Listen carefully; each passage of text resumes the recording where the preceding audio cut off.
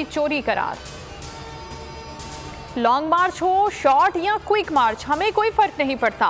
मौलाना अपने सर्दियों की एक्टिविटी का शौक पूरा कर लें। फवाद चौधरी का रद्द अमल, कहा हुकूमत को कोई खतरा नहीं, ऑपोजिशन को वार्म अप होते होते मजीद माह गुजर जाएंगे। शेख रशीद के बाद फरूख हबीब कहते हैं आर या पार की बातें करने वाले खुद खार हो रहे हैं। मुराद सईद ने पीडीएम को मौसमी बीमारी करार दे दिया।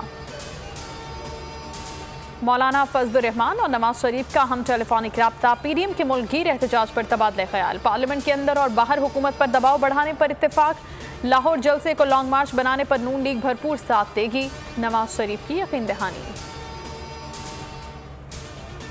नैब समेत तमाम ऑर्डिनेंसेस पार्लियामेंट में बहस के लिए पेश किए जाएं, कानून साजी में ताउन के लिए ऑपोजिशन की शर्त। स्पीकर के खत के जवाब में ऑपोजिशन ने स्टीयरिंग कमेटी का इजलास तलब कर लिया, हुकूमती पेशकश पर गौर किया जाएगा।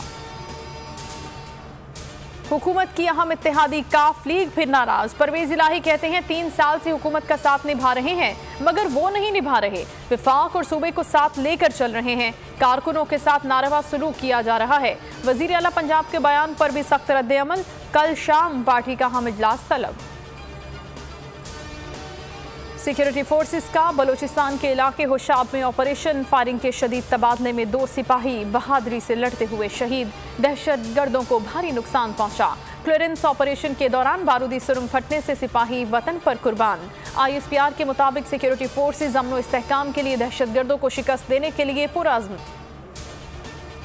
नुमान नियाज और शुएब अख्तर के दरमियान सुलह हो गई, वजीर इत्तलात फवाद चौधरी ने दोनों को घर बुलाकर मामला रफा दफा करा दिया, ट्वीट करके दोनों के साथ तस्वीर भी शेयर की। फवाद चौधरी ने सरकारी टीवी को नोटिस वापस लेने की हिदायत कर दी, शुएब अख्तर के खिलाफ हर्जाने का नोटिस भी लेने की यकीन दहानी करा दी। T20 वर्ल्ड कप का नया चैंपियन कौन होगा? ऑस्ट्रेलिया मारेगा मैदान या फिर न्यूजीलैंड होगा कामयाब? कैंगरूज और कीवीज टाइटल के हुसूल के लिए कल दुबई क्रिकेट स्टेडियम में इन एक्शन होंगे। दोनों कप्तान विलियमसन और एरन फिंच जीत के लिए पुरुमीद।